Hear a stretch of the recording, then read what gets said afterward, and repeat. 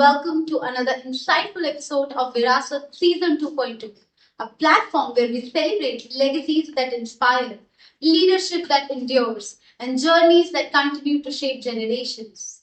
There is a saying that the strong institutions are built by not just those who succeed, but by those who return to operate.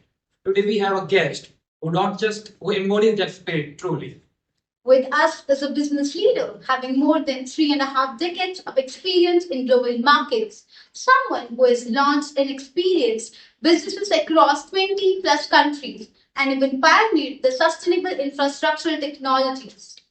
Currently serving as a Chief Operating Officer at Zydex Industry, leading the road vertical, driving adoption of patented nanotechnology that are transforming how roads are made, making them more cost efficient, safe for millions to use, and durable.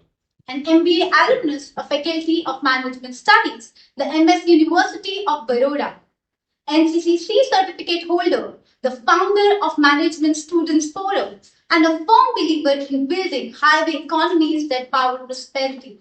And it's an absolute privilege to welcome Mr. Himanshu Agarwal, sir. Today's conversation will take us through his journey, leadership wisdom, industrial insight, and the lesson that every MBA student would like to carry forward. To formally welcome our distinguished alumnus, I would like to invite Yes Saidani, member of Alumni Relations Committee, to kindly felicitate sir.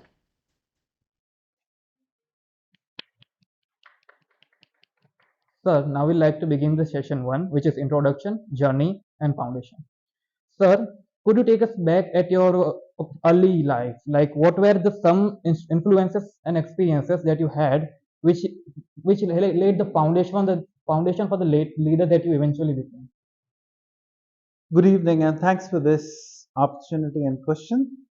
Let me take you to the beginning of what I remember as a kid. In the first 20 years, or 21 years of my life, we lived in Assam, West Bengal, Orissa, Rajasthan, Haryana. I was born in Punjab. We hail from UP. So we had the exposure and experience of different lands. It was like a nomad journey. You go 3 years, you meet some student friends. By the time you are knowing someone, you are gone. Why? Because my father was in the armed forces. So the early years of our life was split across all these lands, including Orissa. And I think that has had a huge influence in terms of shaping up who the person one became as one moved on in life. Sir, you were a part of FMS-B during its early years and even the founder of Management Students Forum. So, what inspired you to create a student led body like Management Students Forum? And even I wanted to ask you that what do you see how its evolution today in terms of its scale, operations, and leadership? Let me take you back to 1988. That's when we joined the Faculty of Management. As I was sharing with a couple of your friends, this faculty was not there in those years. We were there in the general education auditorium where we used to start our classes at 7:30 in the morning. We had three professors, very, very different profiles. I still remember Professor Shrikantya, a stickler. There was no noise when he was there. Zero noise, absolute. Dr. Berry, a very, very different personality. He was very effusive, very people oriented, very mild. And then we have had Professor Maheshwari, who is no longer there, a very different dynamic person. He used to look at the long horizon. Now I'll share with you as we move on. These three really formed and shaped the influence of what we were. More important was we had the pleasure of having experienced CEOs or leaders of the subject coming to teach us. That was very, very important because what it gave us an insight of the real world that we were all getting ready to be 2 years from then. Now that had pluses as well and that had minuses as well. The minus was we had to be ready to accommodate their timelines. I remember at 7:20 the taxation class was on. It was over by 7:50. Those who can't come is gone. So there were lots of them. What was very important is this MBA in those years was the equivalent of IIMs because those days the number of IIMs was very less. So this was having a profile which was far elevated at that time. Looking back, are there any specific moments, mentors, or classmates during your FMS journey that played a defining role in shaping your professional outlook? Our batch, and I'm sure the batches earlier to ours, was very special. Those days, we had the concept of if you enter into the institution after 2 semesters, if you don't clear, you are out of the course. Which means out of 750 students who appeared for the interview, if I remember right, there were only 26 who came in. And by the time we were in the third semester, there were only 19. What was special about all the 19? They were all toppers in their graduation. So each one was a specialist by his or her own standard. Nobody used to bother about anybody. But that also led to a lot of respect for each other. Because at the end of the day, you respect the knowledge, you respect the attribute or the trait of the person. I think that was a very special mix of students or let's say our colleagues, which has led to a large influence as we have moved on time.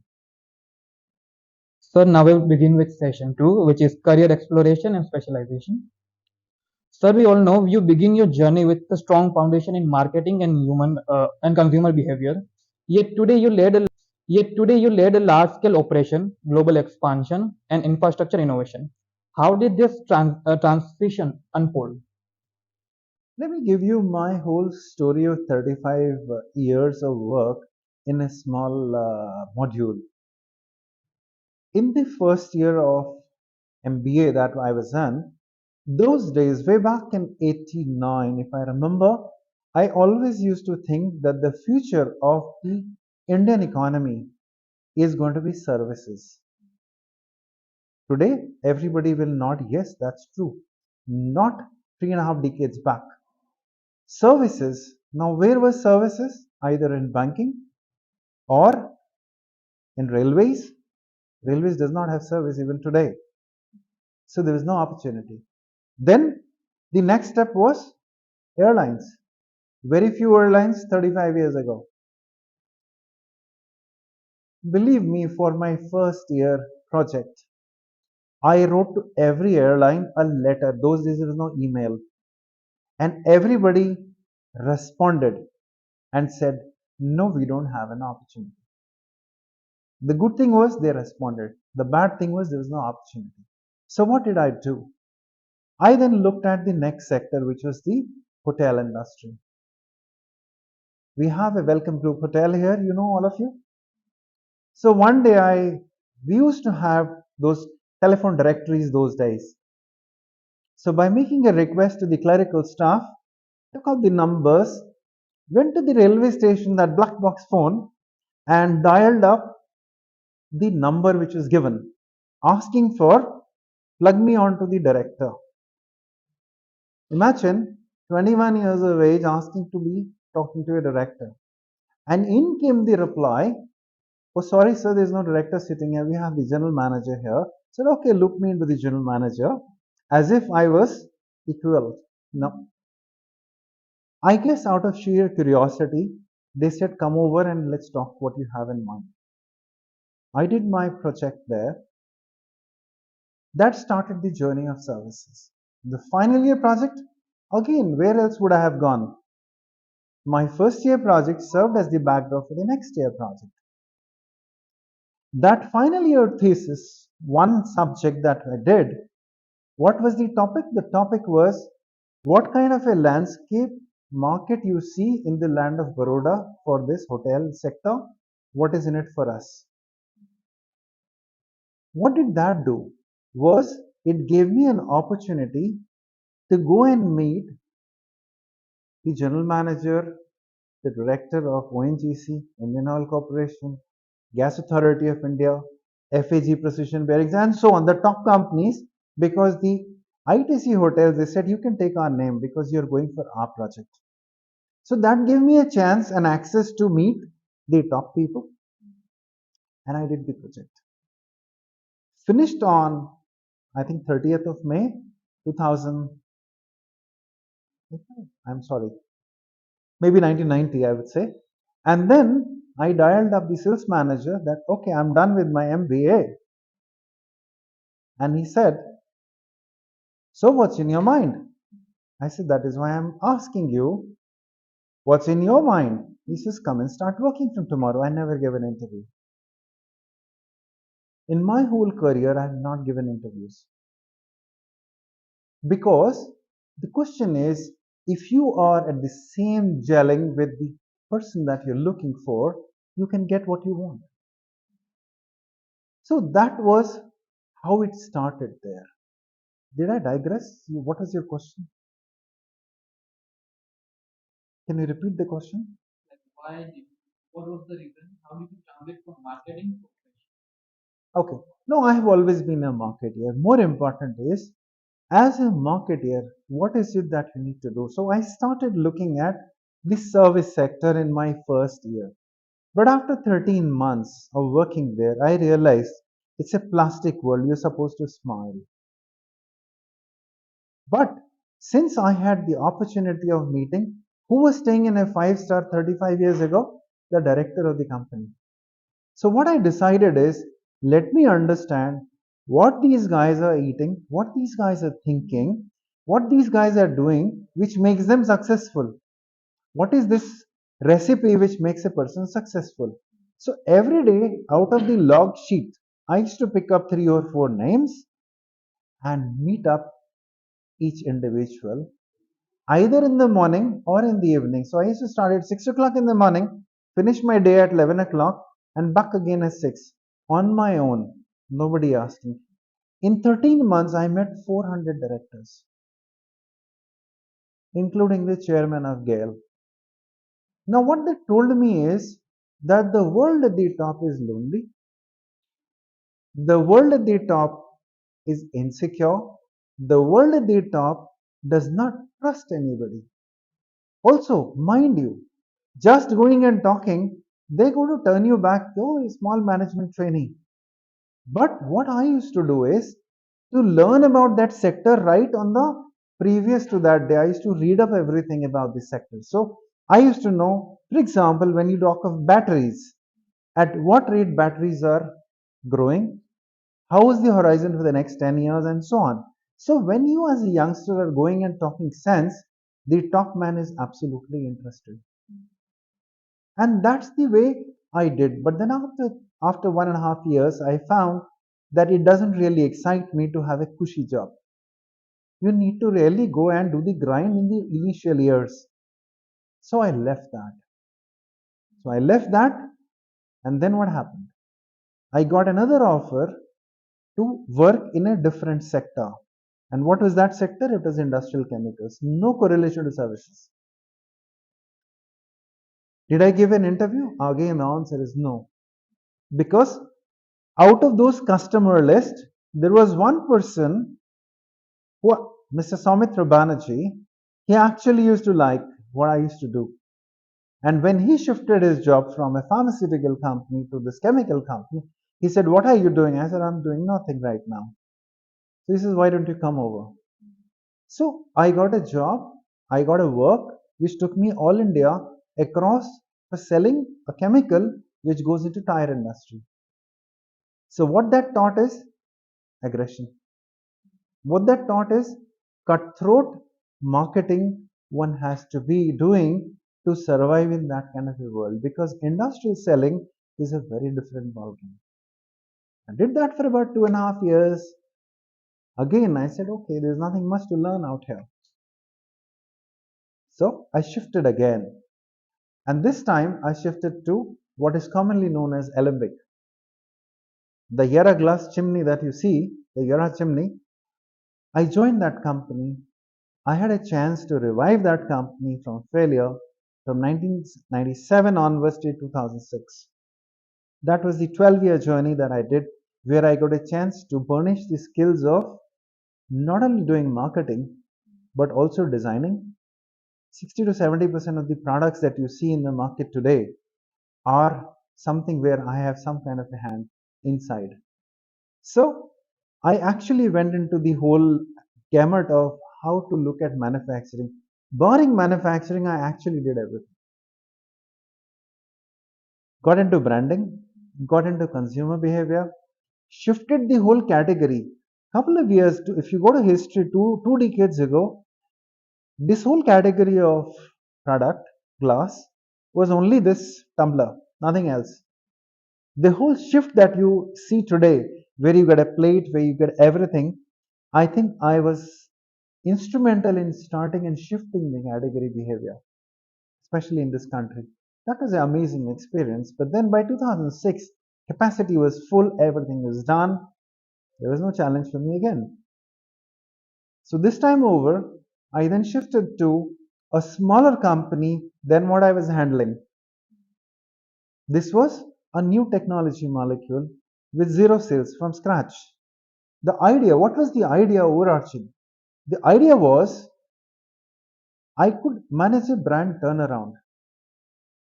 Question is, could you create a brand from zero? If you can create a brand from zero, nobody can take away that brand that you have made. People will take away the credit of what the brand will earn. But what you do is something remains with you lifetime. And it is a cause for satisfaction. So today, almost 2 decades, this is the 20th year of mine in this Zydex company. In these 2 decades, this brand has gone global. The constant which has been there all across is change is a continuous process. The only constant is change. The only constant is adversity. You need to handle adversity on a daily basis. People get scared of adversity, but that's not the way it should be. The moment you are scared of adversity, you are actually dead. What is very important is every day the world is changing. Every day customer expectations are changing. Every day your own people are changing. So in this ever changing so many phenomena, how can you bring sense to it? And that's what is the most challenging part. Since you have successfully launched and scaled operations across Europe, Russia, as well as Asia, so what were some early career decisions or the turning points that accelerated this global exposure? So when we started this molecule, we picked up only 3 countries to test. Because when you start, it has to be a beachhead because you have low resources. If you spray your resources on a large territory, you will not have much of further resources left. So if that is the case, you have to conserve resources and go for early wins. So we picked up 3 territories. Which were those 3? One was India because we are based here. Second was United States because our founders know that market inside out. One, more important, it was an innovator market. Third was Canada. Only 3 territories. So we started making efforts. India was a market. India is not an innovator market. It is better today over the last 20 years, but still it's not really an innovator market. Why? Because people here do not take risks as unlike in the other lands. When you take risks, you have a chance of failure, but you also have a chance of faster return. If you don't take risk, your returns are that much linear. That's the story. So we just looked at 3 territories. We were only 4 people who were working, including me, including my boss, and 2 more technical people. Only 4 people going around and trying to look at what should be the way out in terms of launching this. I would break the journey of every professional into three parts or four parts. The first 5 years, every professional should not look at how to succeed. Every professional should look at how to fail fast. Because the moment you do that, then what you've done is individuals take 10 years, 15 years, 20 years to understand what didn't work. If you can do that in 5 years flat, that means you gain 10 years on time. You can go faster. Look at the career of the doctors. They start late in their journey because they're getting ready. First, they finish their grad, then they finish their post grad, then they finish their postdoctoral, and then they start after an internship. So, first 10 years, they look like as if they are behind than, let's say, a typical computer engineer or, let's say, any other professional. But when they start, they gallop faster because they are fully prepared. Look at chartered accountants, same journey. So the moment your preparation is good, I think your start point can be that much faster. Now, what can a lot of individuals do at your students? What I could advise all of you is don't wait that you're going to finish your masters after 2 years. Start working today, even if nobody offers anything. How does it matter? Your objective is not to earn, your objective is to learn. I'll give you my son, he is 28. He's an MBA and he's a mechanical engineer. After he finished his mechanical engineering, in the second year, I looked him into a German infotech company, German equipment company, saying that you can work here or you can work as an unpaid fellow. In the bargain, you will learn something. That company liked him. So they waited for him to finish and then they gave him a 50% JV, right? Then I gave him a fund. I said, okay, take this money and learn to fail fast. So within 3 years, he failed again and again, but he succeeded at the end. After that, he wound that up. Today, he's working in Dubai. Why those guys like him in the realty sector is because the kind of experience he has, the kind of depth he carries, is not there with others even after 10 years. And that precisely is what my point is, that if you guys work on, one of your guys was talking to me, same advice I was giving, is that work. Who says that you need to sleep? Don't sleep, because there's a lot of time to sleep later on once your journey of this planet is over. That's what my advice would be. You work at Zydex focuses on pioneering innovation in road construction using nanotechnology. How can a student prepare for a career in emerging industry that are not yet part of a conventional career path?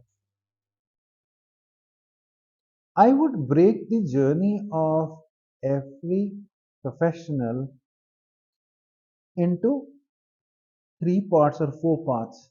The first 5 years, every professional should not look at how to succeed.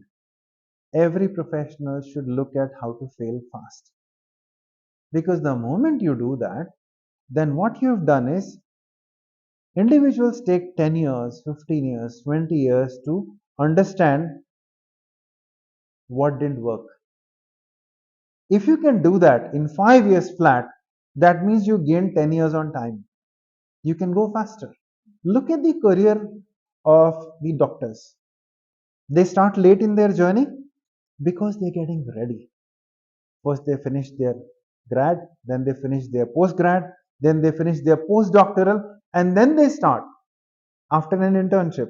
So, first 10 years, they look like as if they are behind than, let's say, a typical computer engineer or, let's say, any other professional. But when they start, they gallop faster because they are fully prepared. Look at chartered accountants, same journey.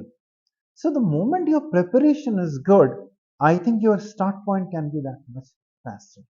Now, what can lot of individuals do at your students. What I could advise all of you is, don't wait that you're going to finish your masters after 2 years. Start working today, even if nobody offers anything. How does it matter? Your objective is not to earn, your objective is to learn. I'll give you my son. He is 28. He's an MBA and he's a mechanical engineer. After he finished his mechanical engineering, in the second year, I looked him into a German infotech company, German equipment company, saying that you can work here or you can work as an unpaid fellow. In the bargain, you will learn something. That company liked him. So they waited for him to finish and then they gave him a 50% JV. Right? Then I gave him a fund. I said, okay, take this money and learn to fail fast. So within 3 years, he failed again and again, but he succeeded at the end. After that, he wound that up. Today, he's working in Dubai.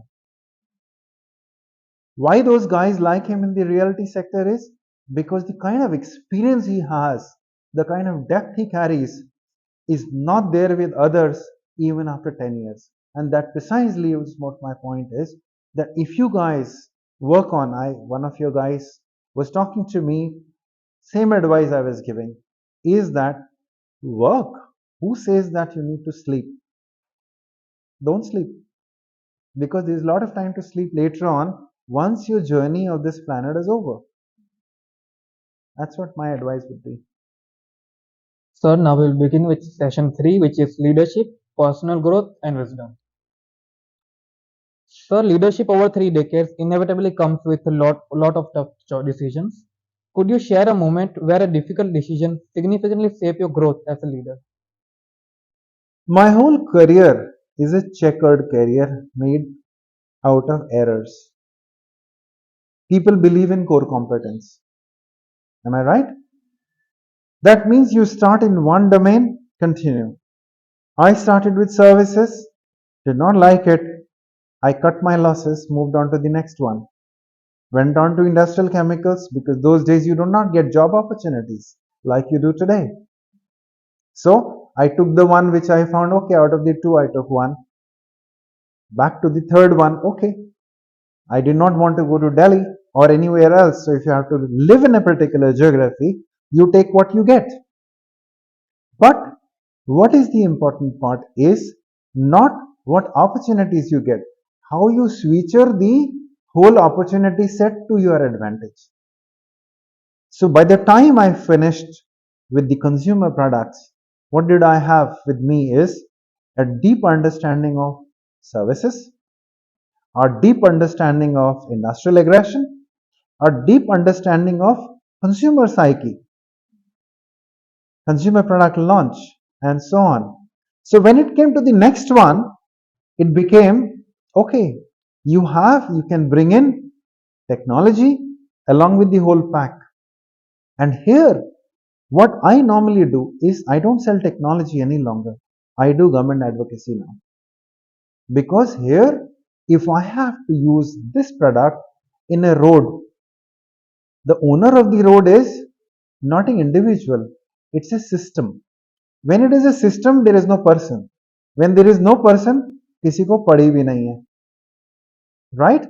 If that is the case, that means you can appeal to the guardian of the asset. Asset owner is all of us.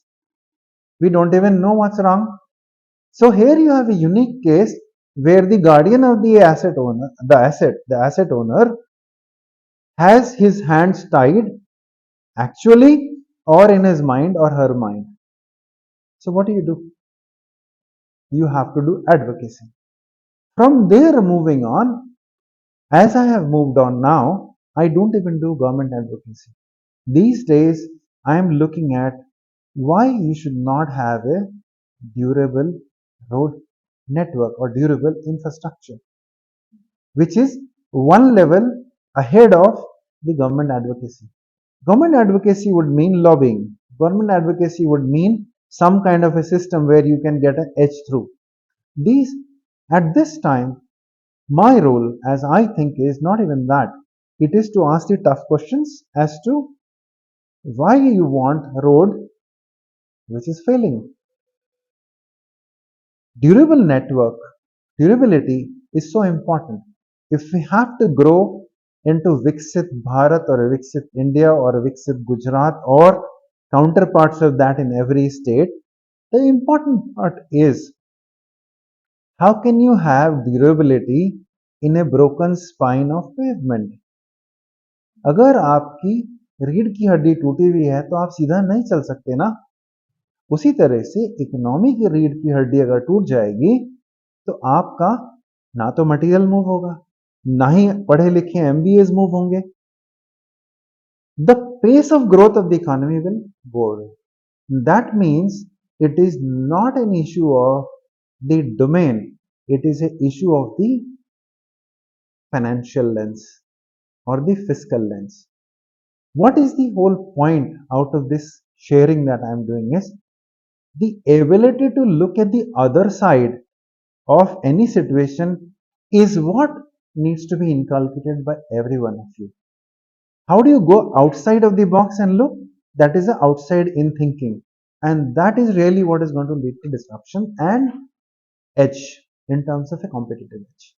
Following to what you mentioned about sustainability and long term thinking, how can young managers have a balance between short term companies' pressure as well as long term value creation? Always focus on the value creation. If you have a set of owners who do not understand value, you're not going to be there in that company for a long time, neither is that company going to survive for a long time. Unless you convert, let me give you an example. Unless you convert a potato to a Pringle, you're not doing a value generation, even if it is a commodity. So, nothing bad about looking at quarters or month. Sure, one needs to look at, but be convinced that you are in a right set of companies. I'll give you one example. When I joined this smaller company, we had a conversation back at home. By the way, my wife is used to be the dean of Gujarat Technical University. She's a mechanical engineer. So we have a conversation which is a very different conversation. She said, "Why are you not joining a large company vis-a-vis a small company?" So my answer to that was, I am not looking at the company size. I am looking at the person behind the company. If the person has a longer arch, sooner or later that fellow is going to take on larger than life role. And that is proven over time with Zydex. Today Zydex is known across the whole land. You go to US and you say you are in the road sector somewhere and you say you are from Zydex, you will get red carpet welcome. You go to Sweden, you will get that. Go to UK, you will get that. So that proves that when you do value generation, you travel wide, you travel long, and you travel deep. What values guide your decision, especially while building a team or mentoring future leaders? Dedication, humility, and don't say no. The guy who says no in my team is not required to be in my team.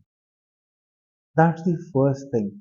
Because saying no is easy. Saying yes is not so easy because when you have to say yes, you have to nod top down. When you have to nod top down, your spine has to make an effort.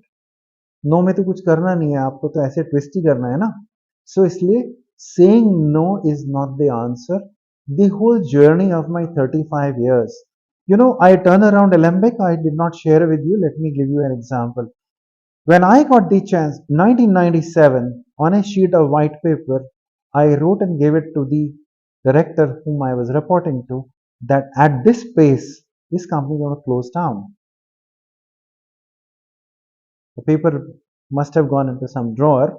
But 1999, the chairman, who was 80 years of age, he came and called and said that you run the company from tomorrow. And then I shared that I had told this. From that day, I ran the company.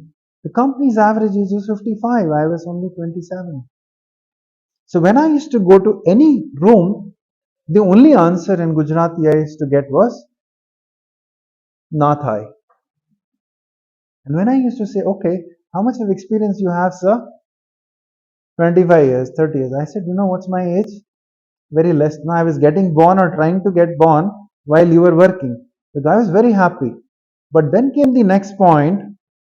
You know, I came to you because you have experience. Tell me how it can be done. And then the guy was challenged in his own domain. So point is, nut net, if you take no for an answer, it's die.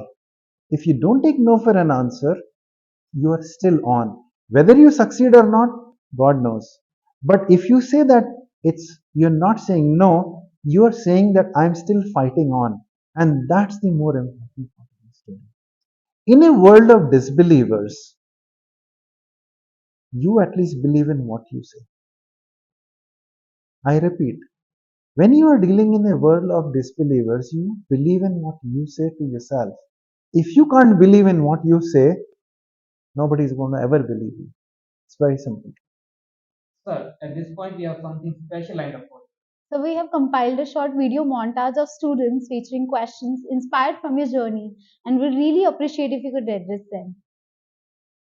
Respected sir, my name is Tirth Doshi. I am from first year, and my question is, what was the toughest part of your job in your 20s, and how did you handle it? Thank Good question. I did not have any tough part in my 20s. I used to love what I was doing all the time.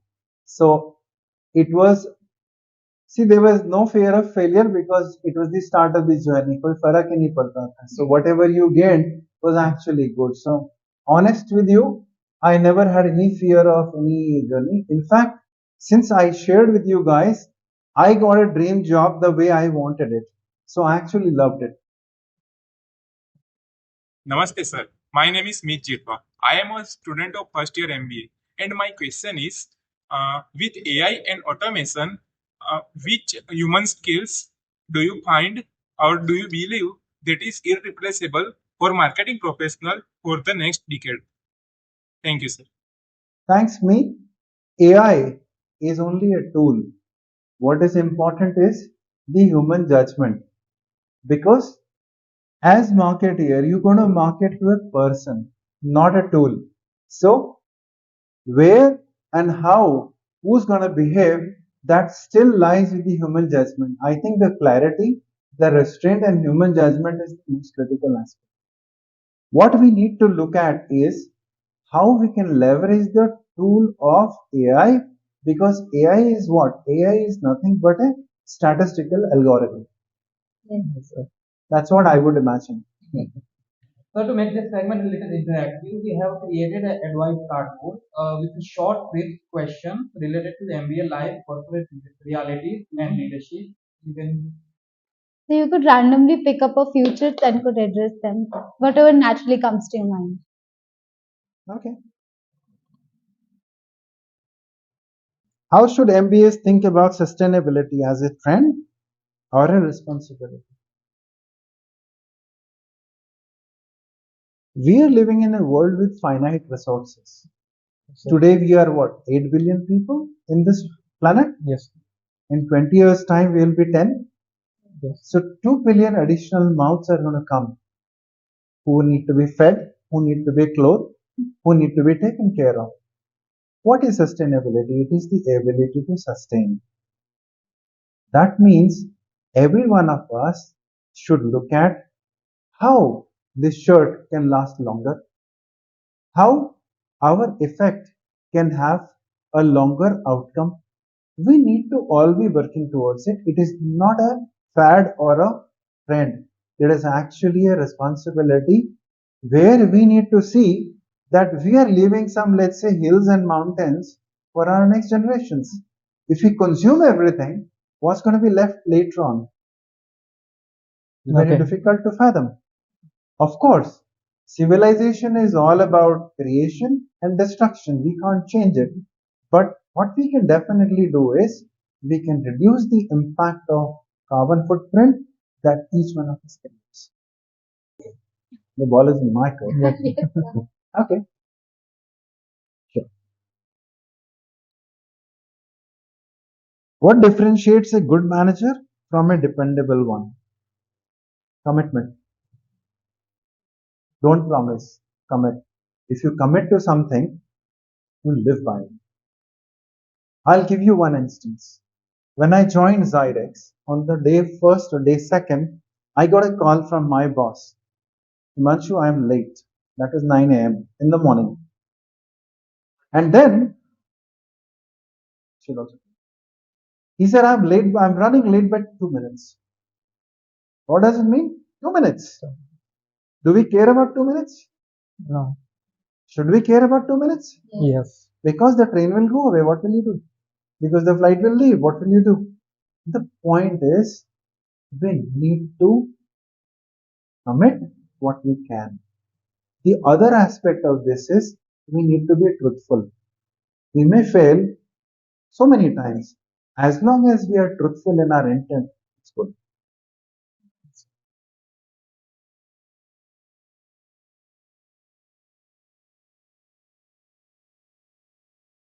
One skill MBA graduate must master beyond academics. This whole framework of competency is all about ask. I'll start with K. What is K? Knowledge. Yes. Based on your knowledge which you are acquiring, you need to have a repertoire of skills. A stands for attitude. Skills are replaceable. Knowledge is churning on a daily basis. Attitude remains. So, that is the most precious asset for any individual, not only a manager. Maintain your attitude and then you will have your altitude. And which is why, whether you study in Harvard or in Cambridge or in IM or in this faculty, doesn't matter.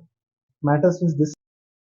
There is actually indeed a life lesson that we should maintain and keep up to your life.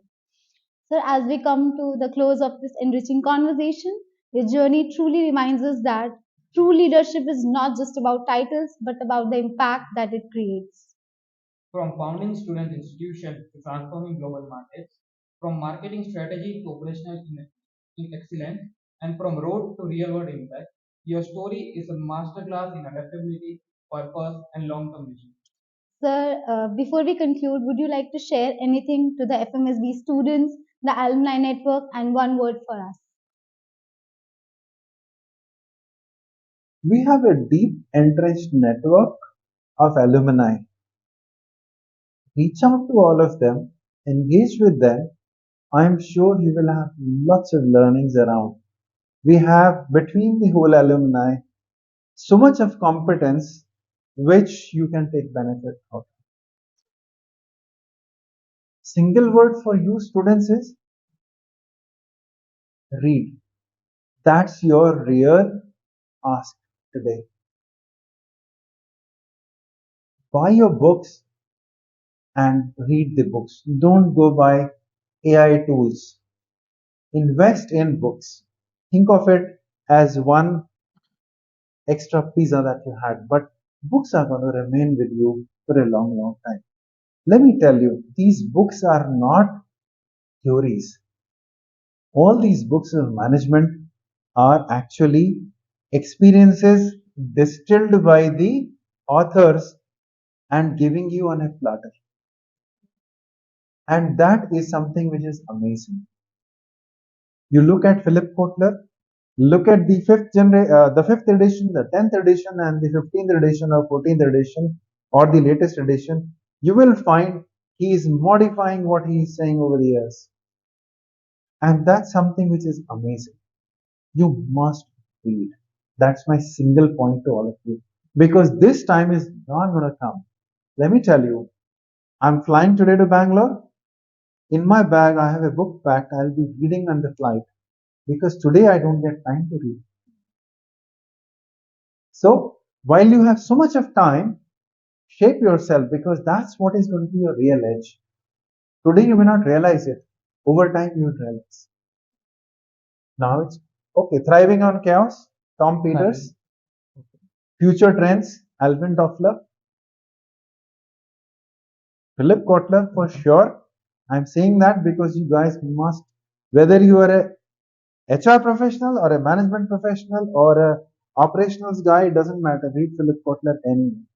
Because irrespective of where you are, you need to have human understanding. Then only you can drive. That means you must do that. There are lots of books that you can go by, but these are a couple of them which come to my mind. There is a book called How to Fail Fast in 100 Days in 100 Ways. Read that also. On the behalf of the Faculty of Management Studies, Management Students Forum, we extend our heartfelt gratitude to you, sir, for sharing your time, wisdom, and experience.